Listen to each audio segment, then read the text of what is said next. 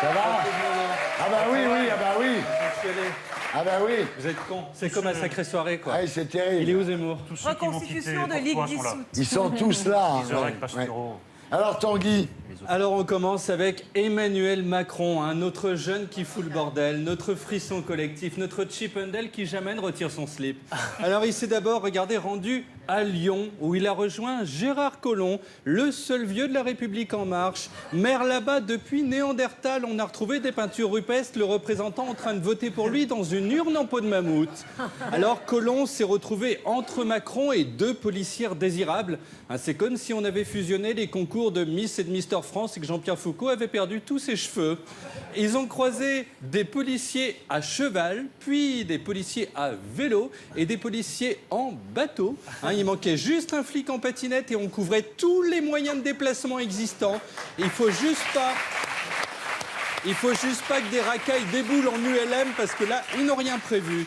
Alors Macron à Lyon a accueilli le président du Conseil italien, Paolo Gentiloni, qui lui a tendu la main, mais le nôtre a le feu à la pinède et direct il lui a pris les joues avant de le tripoter. Il va finir dans le showbiz, c'est comme ça que nous on se dit bonjour. Voilà, puis Collomb a emmené ses invités sur les hauteurs de Lyon. Il leur a dit, voyez l'immeuble là-bas, c'est là que j'ai embrassé ma première petite amie en 1934. Et quand j'étais petit, tout ça n'existait pas, il y avait juste une ferme et des carrioles à bœufs. Ensuite, Collomb a été invité à On n'est pas couché, pas de bol, Angot a pété un câble, pléonasme. Résultat, personne n'a remarqué son passage. C'est comme de remporter la coupe départementale de curling un soir de finale de mondial de foot. Alors, Marine Le Pen, elle est allée à l'Assemblée, où elle siège avec son compagnon Louis Alliot, qui pionce pendant qu'elle s'emmerde. On a l'impression de les voir chez eux quand ils sont au lit. Elle a parlé aux militants FN devant pas un, pas deux, mais 3 drapeaux bleu, blanc, rouge. Philippot monte son parti, donc c'est à celui qui sera le plus patriote. Alliot se balade avec un coq dans le caleçon. Ça piquait un peu au début, il s'est habitué. Alors Marine Le Pen a réuni tout le FN à Poitiers, la ville de Charles Martel. Donc ils étaient chauds. Là, il fallait pas s'appeler Momo et débouler devant le groupe en disant « Ah, salam alaikum, vous savez pas où ils sont les toilettes, Zarma, ça fait 1 heure que je cherche. » De son côté, Anne Hidalgo, maire de Paris, a voulu montrer l'exemple et elle a fait du vélo. C'était sa première fois. D'habitude, elle a une berline avec chauffeur plus gyrophare. 3 coups de pédale, elle s'était déjà fait 16 claquages. On la voit ici après 100 mètres de vélo. Son pote lui a dit « Allez, on y va, Anne, lève-toi ». Elle a répondu « Je peux pas ». Non. 3 jours, elle est restée bloquée comme ça en terrasse. Les rats ont commencé à la manger. Puis, elle a fait une opération nettoyage dans le 19e. Elle ne savait même pas que cet arrondissement existait. Elle a ramassé 16 chewing-gums, 20 seringues, un pigeon crevé et a déclaré « Pardon, je me suis trompée, en fait, Paris, c'est à chier, on vous rend les JO. Merci, au revoir ». Alors,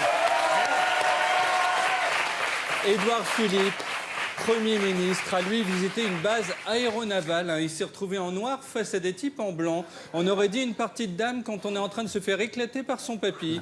Il s'est aussi rendu dans une synagogue où il a mis une kippa noire sur ses cheveux noirs, seul moyen pour lui de faire semblant d'avoir du volume. Quand vous êtes chauve, c'est pas Franck Provost qu'il faut aller voir, c'est le grand rabbin de France.